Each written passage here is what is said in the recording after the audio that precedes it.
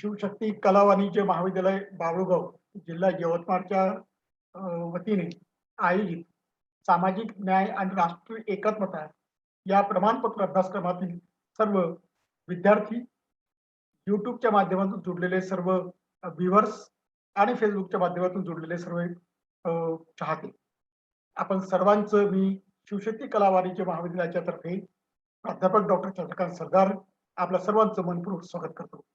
माझ्या महाविद्यालयाच्या प्राचार्या डॉक्टर प्रतिभा काळमेघ मॅडम आणि माझे सहकारी डॉक्टर दीपक कुटुरवार सर, राज्यशास्त्र विभाग प्रमुख यांच्याही वतीने मी तुम्हा सर्वांचं मनपूर्वक स्वागत करतो.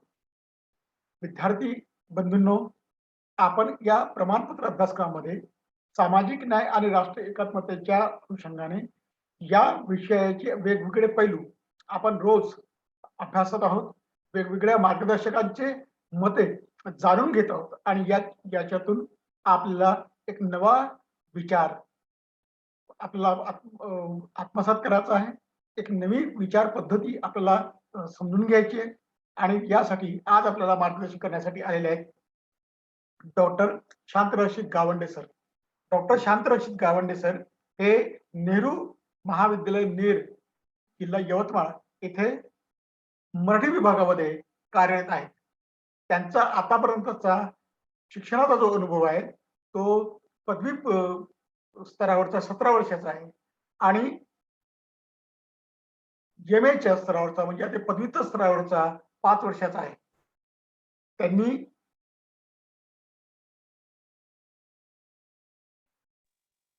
त्यांनी आपली PhD दलित आणि आदिवासी कविता तुलनात्मक अभ्यास या विषयावरती त्यांनी PhD केली आहे. यासोबत त्यांनी आकाशवाणी यवतमाळ साठी सामाजिक वाङ्मय या विषयावरती भाषणे दिलेली आहेत. वृत्तपत्र लेखन हा त्यांचा आवडता छंद आहे. यासोबत त्यांनी एकांकिका, नाटक लेखन त्यांनी केलेलं आहे. आता नुकत्याच एक प्रकाशित झालेला लघु चित्रपट होता 14 डेज, या चित्रपटाचं पटकथा लेखन त्यांनीच केलेलं आहे. आज त्यांचा जो विषय आहे, आपल्याशी संवाद साधण्याचा जो विषय आहे तो आहे social justice and the role of literature and writers. तर मी डॉक्टर शांतरक्षित गावंडे सरांना मी विनंती करतो की त्यांनी त्यांचा व्हिडिओ ऑन करावा, माईक ऑन करावा आणि आमच्या सर्वांशी संवाद साधावा. Doctor Shantarakshit Gawande sir. शिवशक्ती कला आणि वाणिज्य महाविद्यालय बाभुळगावच्या वतीनं आयोजित या प्रमाणपत्र अभ्यासक्रमामध्ये मी सर्वप्रथम आपणा सर्वांचं स्वागत करतो.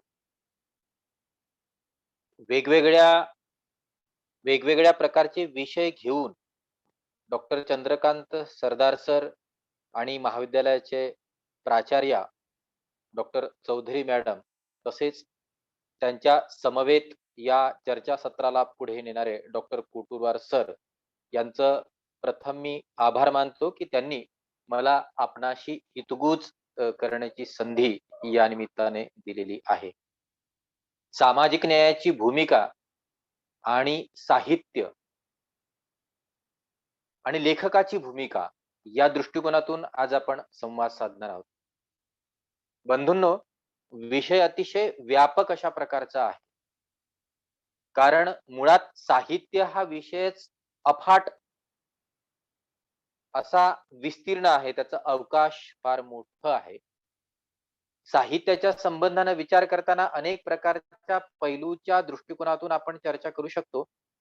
त्याच्यामुळे साहित्यातील सामाजिकता किंवा साहित्यातील सामाजिक न्यायाची भूमिका या दृष्टिकोनातून चर्चा करीत असताना आपल्याला त्याचं काही लघुरूप आपल्याला करावं लागेल, तेव्हा त्या विषयाच्या अनुषंगाने आपण काही चर्चात्मक विषय प्रतिपादन आपल्याला करता येईल किंवा त्याचे काही पैलू आपणासमोर ठेवता येईल. तर माझ्या दृष्टिकोनातून इतक्या या व्यापक विषयाचं मी थोडंसं लघुरूप असं करतो ते अशा पद्धतीने, कारण आपल्याला ती चर्चा नीट पद्धतीने समजून घेता येईल, हा त्याच्यातला एक महत्त्वाचा भाग आहे. त्याचं लघुरूप मी अशा पद्धतीने करेल, की मराठीतील कविता आणि त्यातील सामाजिक न्यायाची भूमिका. त्यातल्या त्यात पुन्हा अजून त्याचं एक वेगळं रूप जर आपल्याला करायचं झालं, तर 60 नंतरची कविता म्हणजे 1960 नंतरची कविता आणि त्याच्यातील सामाजिक न्यायाची भूमिका या दृष्टिकोनातून असा एक विषय जर आपण घेतला, तर आपल्याला नीट पद्धतीने त्याबद्दल काहीतरी मांडता येईल. कारण होईल असं, नाही तर आपण खूप मोठा विषय घेतला, तर आपल्याला फक्त त्या विषयाशी फक्त स्पर्श करीत पुढे-पुढे जावं लागेल. आपल्याला माहिती आहे, की संशोधन आपण एखाद्या विषयाचं ज्यावेळी करीत असतो, त्यावेळी ते संशोधन करीत असताना तो विषय आपण जितका सूक्ष्मपणे घेतला असेल, तितकी त्याची चांगल्या पद्धतीने आपण चिकित्सा करू शकतो. या दृष्टिकोनातून मी तो एक लहान विषय म्हणजे त्याचा म्हणजे आशयाच्या दृष्टिकोनातून खूप महान असा तो विषय आहे. मात्र आपल्याला चर्चेच्या दृष्टिकोनातून सोयीचं व्हावं यासाठी मी 60 नंतरच्या कवितेतील सामाजिक न्यायाची भूमिका असा एक विषय माझ्यापुरता मी निवडलेला आहे. आपण या विषयाची चर्चा करीत असताना समता, स्वातंत्र्य, बंधुता हे ज्या साहित्यात व्यक्त होतं, ते साहित्य श्रेष्ठ दर्जाचं असतं, आहेच, हे आपल्याला पहिल्यांदा मान्य करावं लागतं. मुळात साहित्याकडे जात असताना साहित्य या शब्दाचा, या संकल्पनेचा जर विग्रह केला, तर आपल्याला असं येईल, की सहित सहित जे हितासहित आहे, ते सहित साहित्य जे हितासहित आहे, ते साहित्य. मग जे इतरांच्या हिताचा विचार करते, म्हणजे सामाजिक न्यायाचा विचार करते, ते साहित्य. आपल्याला अजून या विषयाच्या तळाशी जात असताना अशा प्रकारच्या इतरांच्या हिताचं म्हणजे समाजाच्या हिताचा जे जे साहि अ, जे ज जे विचार करीत असेल ते साहित्य. ते चांगलं साहित्य, ते सकस साहित्य, ते सर्वश्रेष्ठ साहित्य असं आपल्याला म्हणता येईल. मग आपण प्राचीन वाङ्मयापासून तर अर्वाचीन वाङ्मयापर्यंत त्या वाङ्मयाच्या विविध प्रकारच्या विविध जे काही प्रकार आहेत, त्या प्रकारामध्ये दृष्टिक्षेप जर टाकला, तर आपल्याला एका तासामध्ये हा विषय पूर्ण होणार नाही. म्हणूनच मी कवितेच्या अनुषंगाने तो एक विषय आपल्याला आपण घेतलेला आहे.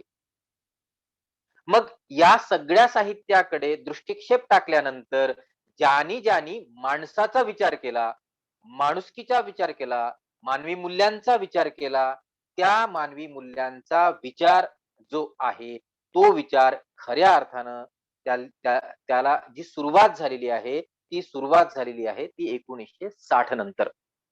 समाजाच्या एकूणच प्रश्नांबद्दल कथा असेल, कविता असेल, कादंबरी असेल, या दृष्टिकोनातून जो विचार म्हणजे याचा विचार जो झालेला आहे, तो 60 नंतरच्या साहित्यामध्ये प्रामुख्याने झालेला आहे.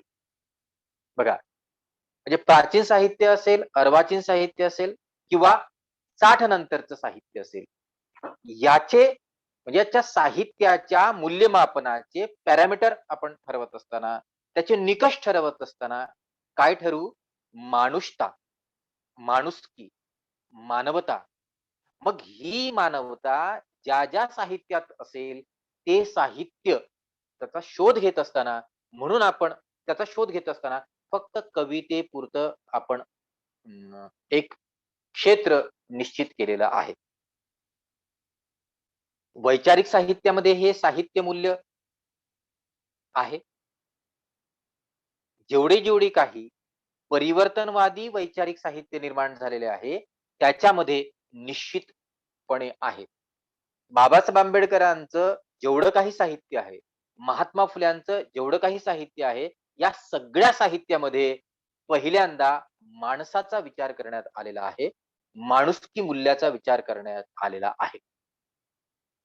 मग त्याच्या साहित्याच्या अनुषंगाने तो विचार करत असताना आपण जाणीव या साहित्य मूल्येचा विचार करतो. ज्या जाणीवांमध्ये आणि जाणीवांच्या आविष्कारामध्ये ज्या जाणीवांमध्ये आणि जाणीवांच्या आविष्कारामध्ये मानवता, समता, स्वातंत्र्य, बंधुता असेल ते साहित्य, सर्वश्रेष्ठ साहित्य. मग सहज तुम्ही या सगळ्या साहित्य प्रकारावर नजर टाका. अगदी प्राचीन साहित्यापासून तर अर्वाचीन साहित्यापर्यंत तुम्हाला असं लक्षात येईल, की हे नवविचाराचं वादळ जोपर्यंत निर्माण झालं नव्हतं, एक जी विचारसरणी आहे फुले शाहू आंबेडकरांची ही जोपर्यंत निर्माण झाली नव्हती, तोपर्यंत माणुसकीचं मूल्य साहित्यात दिसत नव्हतं. साहित्यातून काय व्यक्त होत होतं? फुलांवर कविता होत होती. त्या निर्झरावर कविता होत होती. त्या सगळ्या म्हणजे काल्पनिक सगळं जे काही होतं, त्या कल्पनेच्या पलीकडे माणुसकी म्हणून त्या साहित्यात नीट नव्हतं. आता हे एका वाक्यातून आपल्याला ते नीट स्पष्ट करता येत नाही. एका वाक्यातून त्याची काही दाखले द्यावी लागतात. त्याची काही उदाहरणं द्यावी लागतात. म्हणून हे कथेचा जो परिघ असतो, त्या कथेच्या परिघामध्ये ते समतेचं मूल्य सामावलंच गेलं नाही. कादंबरीच्या याच्यामध्ये ते माणुसकीचं मूल्य आलेलं नव्हतं. ते 60 नंतर मात्र आलं होतं. कारण त्या 60 नंतरच्या साहित्याच्या ज्या प्रेरणा आहेत, विशेषतः ज्याला दलित साहित्य म्हटलं गेलं होतं आणि नंतरच्या काळात आपण अलीकडे त्याचं नामाभिधान केलेलं आहे. आंबेडकरवादी साहित्य, बाबासाहेब आंबेडकरांची प्रेरणा म्हणून ते आंबेडकरवादी साहित्य. या साहित्यामध्ये मात्र मानवतेचा विचार आहे. सगळ्यांना समतेच्या एका कवेत घेणारा विचार आहे. कारण बाबासाहेबांचे जे त्यांनी गुरु मानलेले आहेत, गुरु म्हणून त्यांनी प्रतिपादन केलेले आहेत, ते महाकरुणिक तथागत बुद्ध, संत कबीर, महाकरुणिक तथागत बुद्ध, संत कबीर आणि महात्मा फुले या त्रिरत्नांना त्यांनी गुरु मानलं. याचा अर्थ त्यांनी निर्माण केलेलं मानवतेचं, कारुण्याचं, परिवर्तनाचं मूल्य त्यांनी स्वीकारलं होतं आणि या सगळ्यांची गोळाबेरीज म्हणजे आंबेडकरी तत्वज्ञान होतं. हे आंबेडकरी तत्वज्ञान किंवा ती प्रेरणा ज्यावेळेस मानलं गेलं, कारण खुद्द बाबासाहेब आंबेडकर म्हणाले होते, की तुमचं लक्ष संकुचित ठेवू नका. तुमचं लक्ष संकुचित ठेवू नका. ते विस्तारित करा. शेवटच्या झोपडीपर्यंत तुमच्या साहित्याचा प्रकाश जाऊ द्या. असं ज्यावेळी त्यांनी म्हटलं होतं, त्यावेळेस आपल्या असं लक्षात येईल, की ती प्रेरणा घेऊन निर्माण झालेलं जे साहित्य आहे, त्या साहित्यात ही आपल्याला सामाजिक न्यायाची भूमिका दिसते आणि विशेषतः आपला जो अभ्यास विषय आहे, तो अभ्यास विषय कवितेतून ते आविष्कृत झालेलं आपल्याला दिसते. बाबूराव बागुल असे म्हणाले होते माणसांच्या संदर्भात, "हे माणसा, तू सूर्याला सूर्य म्हटले आणि सूर्य सूर्य झाला. हे माणसा, तू सूर्याला सूर्य म्हटले आणि सूर्य सूर्य झाला. अवघ्या विश्वाचे नामकरण तू केलेस. तूच आहेस सर्व काही. तुझ्यामुळेच सजीव सुंदर झाली ही मही." ही पृथ्वी, ही सगळी जी आहे, ती पृथ्वी, ही मही तुझ्यामुळेच सर्वांग सुंदर झालेली आहे. असा माणसांवरचा विश्वास पहिल्यांदा हा आंबेडकरवादी कवितेतून निर्माण झाला. त्याचे प्रेरणास्त्रोत होते अत्तदीप भव हा बुद्धाचा करुणा विचार. याचा प्रेरणास्त्रोत होता चार वरण की गाय, एक रंग है दूध, तुम कैसे बम्मन, हम कैसे सूद. कबीरांनी ते मांडलं होतं. चार वर्णाची गाय असली तरी त्या वेगवेगळ्या रंगांच्या गायीचं दूध शुभ्र, पांढरं आणि पांढरंच असतं. म्हणून माणसांमध्ये तुम्ही भेद कसे काय करता? ही त्यामागची भूमिका होती. कबीरांनीही म्हटलं होतं. महात्मा फुल्यांनी सगळ्या गोष्टीचं कारण सांगितलं होतं, ते अविद्या सांगितलं होतं. विद्येविना मती गेली, मतीविना नीती गेली, नीतीविना गती गेली, गतिविना वित्त गेले, वित्ताविना शूद्र खचले. इतके अनर्थ एका अविद्येने केले. सावित्रीबाई फुले आणि महात्मा फुले यांनी हे शिक्षणाचं महत्त्व सांगितलं.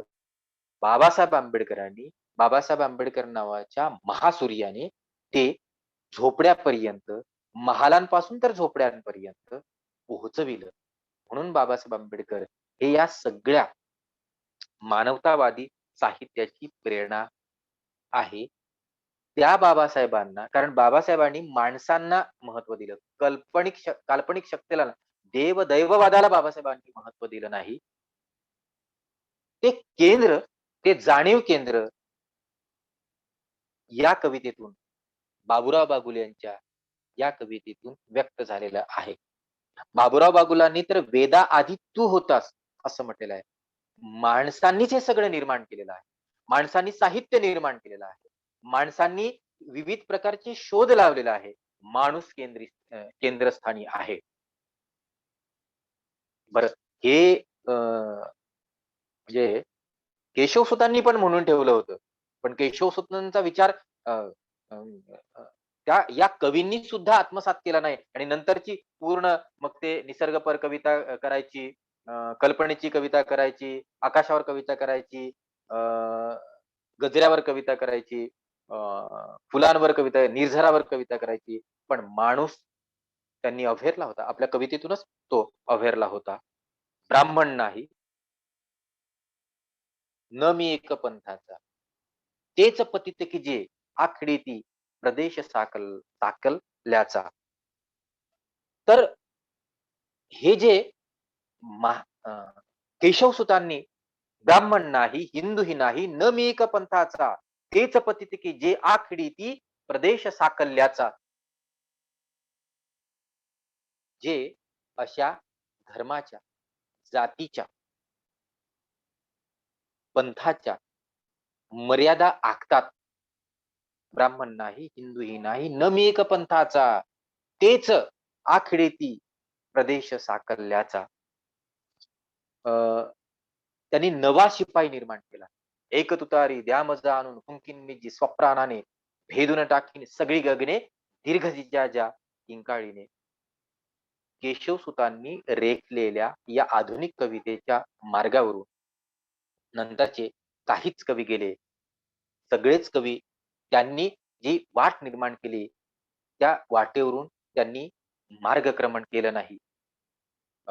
गरजा जय जयकार क्रांतीचा, गरजा जय जयकार अण्वज्रांचे छातीवरती घ्या झेलून प्रहार, असं म्हणणारे कुसुमाग्रज ह्यांनी ती, विंदा करंदीकर असतील, त्या केशवसुतांनी जे काही कवितेतील मानवता होती, जी काही निर्माण केलेली होती वाट, त्याच्यावरून ते चालले.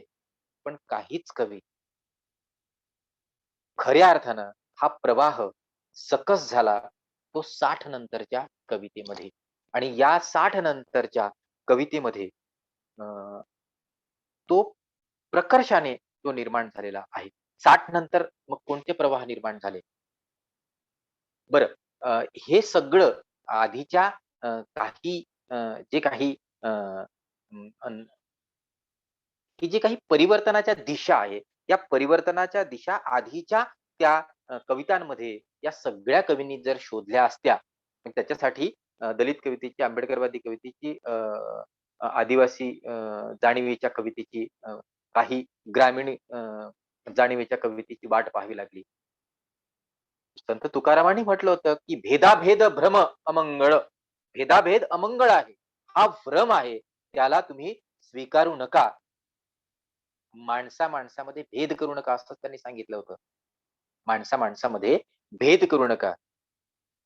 आम्हा घरी धन, शब्दांची रत्ने, शब्दांची शस्त्रे यत्न करू, शब्दची आमुचा जीवाचे जीवन, शब्दे वाटू धन जनलोका. शब्दामध्ये काय ताकद आहे, शब्दामध्ये काय सामर्थ्य आहे, शब्दामध्ये काय शक्ती आहे, हे संत तुकारामांनी सुद्धा सांगितलं होतं. भेदाभेद भ्रम अमंगळ पण सांगितलं होतं. पण त्यांच्या त्या विचाराकडे लक्ष न देता त्या त्या या सगळ्या संतांचा केवळ आध्यात्मिक विचार कशा पद्धतीने त्यांनी सांगितलेला आहे, भक्ती परंपरा कशा पद्धतीने सांगितलेली आहे, एवढ्याच त्याच तेवढ्याच पुरती ती मर्यादित ती कविता राहिली किंवा नंतरची कविता राहिली. मात्र आंबेडकरवादी कवितेने पहिल्यांदा तो बाबासाहेब आंबेडकरांनी सांगितलेलं समता, स्वातंत्र्य, बंधुतेचं मूल्य स्वीकारलं. म्हणजे सामाजिक न्यायाची भूमिका त्यांनी सांगितलेली स्वीकारली. संविधान मूल्यच एक प्रकारचं स्वीकारलं असं आपल्याला म्हणता येईल. कवितेतून संविधान मूल्यच त्यांनी स्वीकारलं असं आपल्याला म्हणता येईल. आणि मग त्यांनी अ, या सगळ्या नंतरच्या कवींनी आपला एक विचार जो आहे, तो विचार पुढे नेलेला आहे. संत तुकारामांनी शब्दांचं महत्त्व सांगितलं होतं. मग 1960 नंतरच्या कवितेमध्ये हे शब्दाचं महत्त्व, हे सामाजिक न्यायाचं महत्त्व शब्दातून शब्द म्हणजे ज्ञान, शब्द म्हणजे शिक्षण.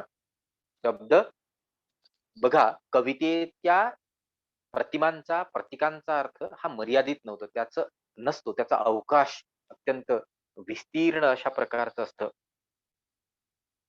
शब्दांनीच पेटतात घरेदारे देश आणि माणसे सुद्धा.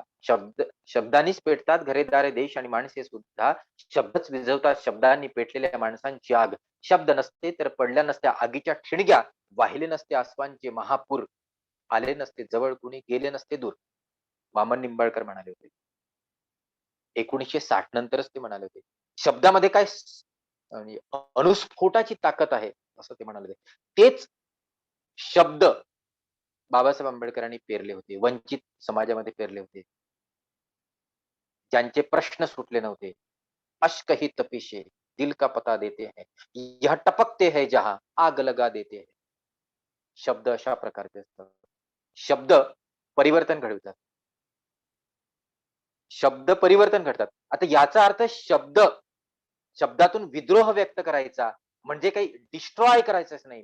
डिस्ट्रॉय नाही करायचं. माणसांना जवळ आणायचं आहे. डिस्ट्रॉय नाही करायचं. माणसांना माणसांपासून तोडायचं नाही आहे. माणसापासून तोडायचं नाही. माणसांना जवळ आणण्यासाठी साहित्य असतं.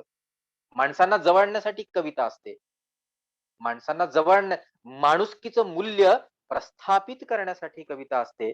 म्हणून शब्दांनीच पेटतात घरेदारे ह्याच्यात म्हणजे जो काही विद्रोह सांगितलेला आहे तो विद्रोह म्हणजे नामदेव ढसाळ म्हणाले होते की एक तीळ सर्वांनी कुरुंडून खावा, एक तीळ सगळ्यांनी वाटून खावा. ही समता आंबेडकरवादी कवितेत आहे. ही समता आंबेडकरवादी कवितेत आहे. समतेचं मूल्य अशा प्रकारचं आहे.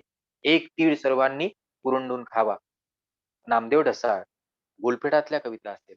गुलपेठामध्ये देह विक्रय करणाऱ्या स्त्रियांचं दुःख रेखाटलेलं आहे. याचा अर्थ आंबेडकरवादी कविता ह्या त्या झोपडीचा झोपडीचं झोपडीतल्या संवेदना व्यक्त करते. आंबेडकरवादी कविता ही त्या गुलपीठापर्यंत जाते. या आंबेडकरवादी कवितेची शीर्षक जर आपण बघितली तर आपल्याला दिसेल की गाव बाहेरील कविता म्हणजे गाव बाहेरचं दुःख संवेदना व्यक्त केलेला आहे.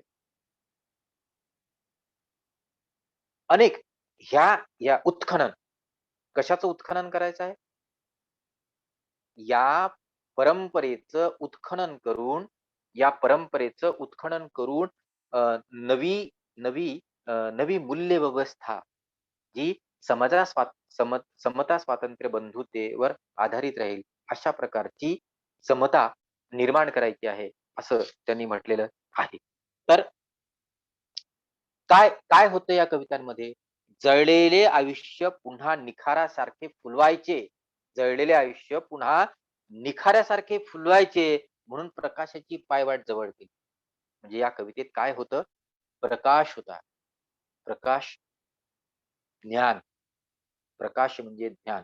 प्रकाश म्हणजे नवी ऊर्जा. प्रकाश म्हणजे नवी ऊर्जा. अ, गावकुसा बाहेरील कविता या कवितेमधून ती दिशा या ठिकाणी व्यक्त करण्यात आलेली आहे. यशवंत मनोहरांनी तर स्पष्टच शब्दात सांगितलं. यशवंत मनोहरांनी स्पष्ट शब्दात सांगितलं आपल्या उत्थान गुंफा या कवितेमधून, की शब्दांची पूजा करीत नाही मी, माणसांसाठी आरती गातो, ज्यांच्या गावात सूर्य नाही त्यांच्या हातात उजेड देतो. अशा प्रकारची कोणाच्या हातात सूर्य नाही, कोणाच्या वस्त्यांमध्ये अंधार आहे, कोणाच्या वस्त्यांमध्ये अंधार आहे, जे वंचित आहेत, शोषित आहेत, पीडित आहेत, अशा लोकांना नवा प्रज्ञादीप प्रदान करण्याचं कार्य, काम या किंवा ती ती दिशा, ती जाणीव यशवंत मनोहर यांच्या कवितेतून व्यक्त होते आणि म्हणून आंबेडकरवादी कविता ही अशी उजेडाची कविता आहे. जीवन मूल्यांवर अढळ श्रद्धा असलेल्या कवितेसंबंधीची भूमिका या सगळ्या कवींनी घेतलेली आहे. नामदेव ढसाळनी सुद्धा तीच भूमिका घेतलेली आहे. उजेडगामी भूमिका घेतलेली आहे. सूर्यगामी भूमिका घेतलेली आहे. ऊर्जा त्याच्यातून प्रदान होईल अशा प्रकारची भूमिका घेतलेली आहे. नामदेव ढसाळ्यांच्या प्रियदर्शनी या कवितेतून ते असं म्हणतात, की आणि कविता आहे जगाचं हृदय. किती व्यापक विचार मांडलाय बघा. कवितेतून ज्या संवेदना व्यक्त होतात, कवितेतून जी भावना व्यक्त होते, कवितेतून जो विचार व्यक्त होतो, तो विचार जगाचं हृदय असं म्हटलेलं आहे. हृदयातून प्रेम, वात्सल्य, करुणा व्यक्त होते. त्या हृदयातली स्पंदन जी आहे, ती माणुसकीने ओतप्रोत भरलेली आहेत. कवितेच्या हृदयात. कविता आहे जगाचं हृदय, ती जाणिवेला सखोलता देते, ती भावनेला व्यापकता देते. तुमची जाणीव संकुचित ठेवत नाही. धर्म, पंथ, जात इतक्यापुरती संकुचित ठेवत नाही. ती सखोलता देते. ती सखोलता देते. जाणीव विश्व तुमचं व्यापक करते. ती जाणिवेला सखोलता देते, ती भावनेला व्यापकता देते, ती रक्तातून उमललेल्या संवेदना फुलांवर मोहित होते, ती पूर्वजांच्या छळाचा इतिहास अधोरेखित करते. पूर्वजांच्या छळाचा इतिहास, पूर्वजांवर जे काही अन्याय, अत्याचार, विषमता, दारिद्र्य, लाचारी, अगतिकता हे जे काही आहे, हे जी कविता अधोरेखित करते आणि आणि जगाचं हृदय होते. त्याच्यावर ज्या ज्या शब्दांवर करुणेची फुलं उमलतात, ज्या शब्दातून करुणेची फुलं उमलतात, ती कविता सर्वश्रेष्ठ होय. ती कविता सर्वश्रेष्ठ होय, असं नामदेव ढसाळ आपल्या या कवितेतून म्हणतात. आपल्या यवतमाळचे उत्थान उत्थानाचा नवा मार्ग ज्यांनी दिला, आपल्या कवितेतून दिला, ते या युगाचे 90 नंतरचे उत्क्रांत लेणी या कविता संग्रहातून जीवनमूल्यांचे पिंपळ जीवनमूल्यांचे पिंपळमान, जीवनमूल्यांचे पिंपळपान अशी मांडणी ज्या कवीने केली, ते विनोद बुरबुरे आपल्या एका कवितेतून असं म्हणतात, कविता तीच जी तुझ्या दिशेचे बोट धरून चालते. कविता तीच जी तुझ्या दिशेचे बोट धरून चालते. कविता असते पिंपळाची गार सावली देणाऱ्या राज्यघटनेच्या पानासारखी. कविता असते पिंपळाची गार सावली देणाऱ्या राज्यघटनेच्या पानासारखी. मी एक सृजन आहे. मी एक सृजन कवी आहे. कविता माझी सखी आहे. ती त्यांच्यासाठी तडफडते, जी माणसांपासून दुःखी आहे. दुःख मुक्तीचा उद्गार म्हणजे कविता, असं विनोद या ठिकाणी आपल्या कवितेतून मांडत आहे. पिंपळपणाचा दाखला देऊन आणि राज्यघटना ही संकल्पना, ही प्रतिमा व्यक्त करून संविधान मूल्यच ती निर्माण करते. म्हणजे आपल्या या चर्चासत्राचं जे शीर्षक आहे, त्या शीर्षकाच्या अनुषंगाने आपल्याला असं म्हणता येईल, की सामाजिक न्यायाची भूमिकाच या ठिकाणी या कवींनी, सगळ्या कवींनी मांडली आहे. या सगळ्या कवींनी बुद्ध, बाबासाहेब आंबेडकर यांचे विचार मनापासून स्वीकारलेले आहेत आणि म्हणून ती भूमिका या सगळ्या कवितांमध्ये आपल्याला दिसते.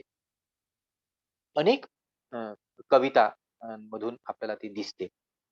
ती आता आपल्याला एका विशिष्ट प्रकारच्या सूत्राच्या दिशेने अ, न जाता आपल्याला ज्या काही म्हणजे ज्या कविता आपल्याला सांगता येतील, त्या कवितेच्या अनुषंगाने त्या कवितेमध्ये सामाजिक समतेचा विचार कशा पद्धतीने आहे, हे आपल्याला पाहावं लागतं. आणि मग ते पाहत असताना आपल्याला माहिती आहे, की अ, या सगळ्या कवितेच्या कवितेमध्ये जे अधिष्ठान आहे, ते महात्मा फुले आणि बाबासाहेब आंबेडकरांचं आहे. आणि म्हणून या म्हणजे ही सगळी समतामूलक समाज निर्मितीची स्वप्न पाहणारे जे महापुरुष आहेत, या महापुरुषांचा विचार या कवितेच्या पाठीमागे आहे. वामनदादा हाच विचार सांगताना मी जो काही आता बोललो आहे, वामनदादा हाच विचार सांगताना असं म्हणतात, की तथागताच्या चिरंतनातून, मानवतेच्या कणाकणातून, भीमयुगाच्या निरंजनातून तेल मिळाले नवे, जळू परंतु धरती उजळू, प्रकाश येथे असाच उजळू. मोहळ या प्रातिनिधिक कवितेमध्ये त्यांनी ही संवेदना व्यक्त केलेली आहे. तथागताच्या चिरंतनातून महाकारुणिक बुद्धांनी जे चिरंतन मूल्य सांगितलं करुणेचं, मानवतेच्या मानवतेचा जो विचार सांगितला, तो विचार भीमयुगाच्या निरंजनातून बाबासाहेब आंबेडकरांनी तो जो विचार सगळ्या म्हणजे अ, अंधारलेल्या झोपड्यांपासून तर महालापर्यंत तो पोहोचवलेला आहे. सगळ्या प्रकारच्या माणसांपर्यंत जो पोहोचवलेला आहे. ते म्हणजे जणू या दिव्याती, परिवर्तनाच्या दिव्याती ही ऊर्जा आहे, हे तेल आहे आणि या दिशेने ही कविता जात आहे. तुफानातले दिवे आम्ही, तुफानातले दिवे, वादळ वारा, पाऊस झाला, मुळीना आम्हा शिवे. ही ही ऊर्जा या कवितेतून प्राप्त झालेली आहे. आणि मग या अशा पद्धतीने ही कविता प्रत्येक कवितेतून एक नवी ऊर्जा, समतेचं मूल्य आपल्याला अ, व्यक्त होताना दिसते दिसत आहे. तर माणसांनी माणसांशी माणसांप्रमाणे वागावे. म्हणजे प्रत्येकाने माणूस केंद्रीय असावे. एक सुंदर विधान मी वाचलं होतं. ते असं होतं, की जगात वेदना जितकी सुंदर बोलते, तितकं सुख नाही बोलत. सुख माणसाला मुकं करतं. बघा, त्या विधानामध्ये वेदनेचं नातं, जगात वेदना जितकी सुंदर बोलते, वेदनेचं नातं निर्मितीशी जोडलेलं आहे. साहित्याशी जोडलेलं आहे. वेदनेचं नातं निर्मितीशी आणि साहित्याशी जोडलेलं आहे. म्हणून माणूसकेंद्री जी कविता असते, माणसा माणसाच्या जवळ जी कविता जाते, समतेचं मूल्य जी कविता व्यक्त करते, त्याच अ, तीच कविता श्रेष्ठ असते. तीच कविता श्रेष्ठ असते. अ, माणूसकेंद्री विचारच कवितेने सांगितला पाहिजे. त्या कवितेतून माणसांचाच विचार व्यक्त झाला पाहिजे. आपल्या देशामध्ये अनेक धर्म आहेत, अनेक जाती आहेत. भाषा एक नाही आहे. अ, तरीही एका संविधानाच्या एका मूल्यामध्ये सगळे एका सूत्रात बांधलेले आहेत. संविधानाच्या एका सूत्रामध्ये बांधलेले आहेत.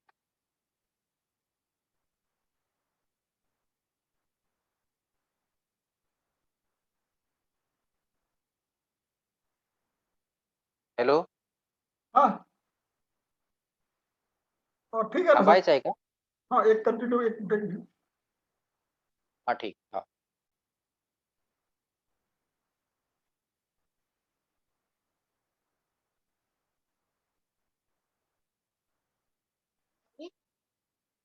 हाँ? हं? पहली क्लास नाही, अजून आहे. पाणी आण बरं.